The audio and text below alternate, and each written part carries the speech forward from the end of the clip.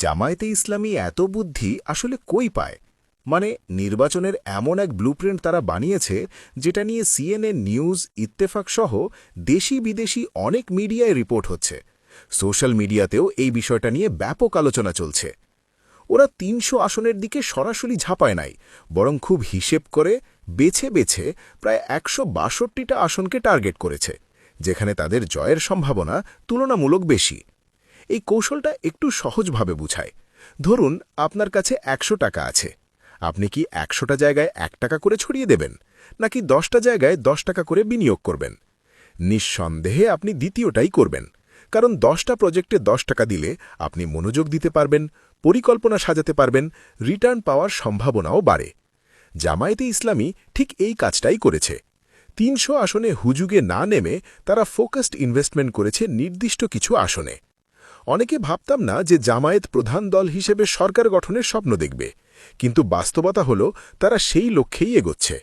তাহলে প্রশ্ন হল, এতগুলো আসন থাকতে তারা কেন অনেক জায়গা ছেড়ে দিচ্ছে? প্রাথমিকভাবে তারা প্রায় ১৭টা আসনে প্রার্থী দেয়নি।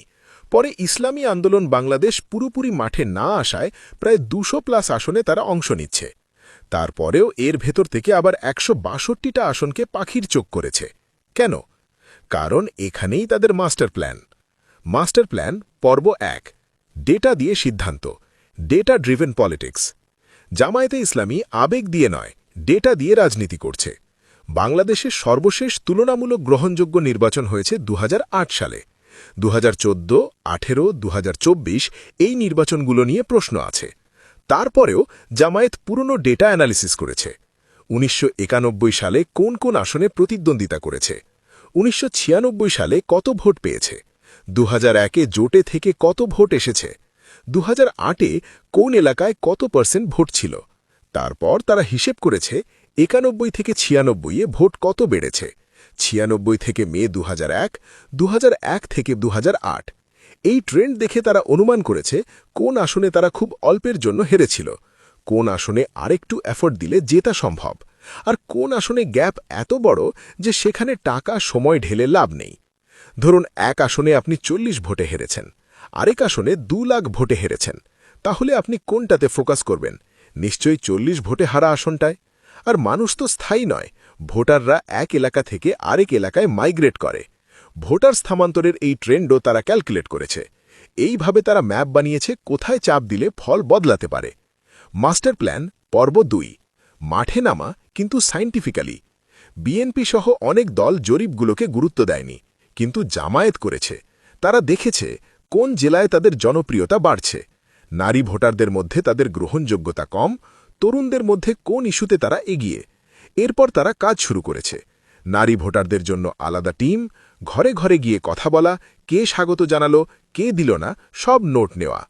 কোথায় কি বললে মানুষ রিয়্যাক্ট করছে, সব ডকুমেন্টেশন। ভোটের দিন সকালে কেন্দ্র দখল নয়, বরং নিজেদের কর্মীদের আগে উপস্থিতি নিশ্চিত করা, যাতে মনস্তাত্ত্বিক প্রভাব পড়ে। এটা আমরা আগেও দেখেছি। যেসব ছাত্র সংসদ নির্বাচনে শিবির জিতেছে, সেখানে নারী ভোটারদের উপস্থিতি ছিল বেশি। মাস্টার প্ল্যান পর্ব ৩, প্রবাসী ভোট ও পোস্টাল ভোট।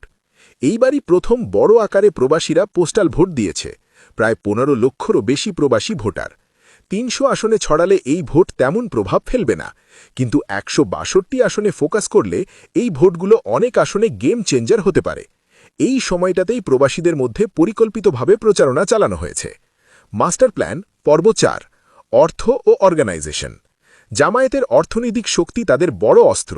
কর্মীদের নিয়মিত অনুদান, স্ট্রং অডিট সিস্টেম, টাকা লোপাট কম। ফলে মাঠে পোস্টার, ডিজিটাল ক্যাম্পেইন, লিফলেট, সমাবেশ, লজিস্টিক সাপোর্ট কোনোটারই অভাব হয় না। মাস্টার প্ল্যান পর্ব ৫, বিএনপির দুর্বলতা। বিএনপি এখনও পুরনো ধাঁচের রাজনীতি করছে। ৭০-৮০ আসনে বিদ্রোহী প্রার্থী, এক আসনে ২-৩ জন বিএনপি প্রার্থী। এর মানে কি? ভোট ভাগ, নিশ্চিত জয়ের আসনেও হারার ঝুঁকি। এই ফাঁকটাই জামায়াত কাজে লাগাতে চায়। মাস্টার প্ল্যান পর্ব ৬, তরুণ ভোটার। এইবার ভোটার তালিকায় প্রায় ৪,৩৩,০০,০০০ তরুণ ভোটার, ১৮ থেকে ৩৩ বছর। ডাকসু, জাকসু, চাকসু, রাকসু, যোগসু এই নির্বাচনগুলো দেখিয়েছে তরুণদের ট্রেন্ড কোন দিকে। অনেকে বলছে এই ছাত্র সংসদ নির্বাচনগুলো জাতীয় নির্বাচনে প্রভাব ফেলতে পারে। ঠিক নির্বাচনের আগে সাস্টের নির্বাচন বন্ধ হওয়াটাও অনেকের কাছে সন্দেহজনক লেগেছে। সম্ভাব্য 4টি সিনারিও: 1. জামায়াত একক সংখ্যাগরিষ্ঠতা 220+ আসন। 2. জামায়াত বৃহত্তম দল 160 থেকে 180 আসন, জোট সরকার। 3.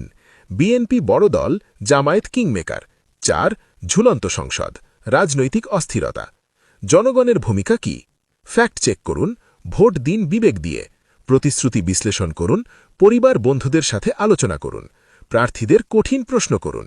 শেষ কথা, 2026 সালের নির্বাচন শুধু নির্বাচন নয়, এটা বাংলাদেশের ভবিষ্যৎ নির্মাণের লড়াই। জামায়াত ডেটা দিয়ে খেলছে, 162 আসনে ফোকাস করছে, ডিজিটাল ক্যাম্পেইন, প্রবাসী ভোট, অর্থনৈতিক শক্তি সব মিলিয়ে একটা বড় চ্যালেঞ্জ তৈরি করেছে। প্রশ্ন হল, এই ডেটা চালিত রাজনীতি কি সত্যিই সাধারণ মানুষের মন জয় করতে পারবে, নাকি সামনে আছে আরও বড় সংঘাত? যে দলই জিতুক, দেশের জন্য কাজ করুক, এটাই কামনা। সাবস্ক্রাইব করুন, মতামত দিন, নিরপেক্ষ বিশ্লেষণ করার চেষ্টা করি, মন গড়া কিছু নয়, যা তথ্য পাওয়া যায় সেটাই তুলে ধরি।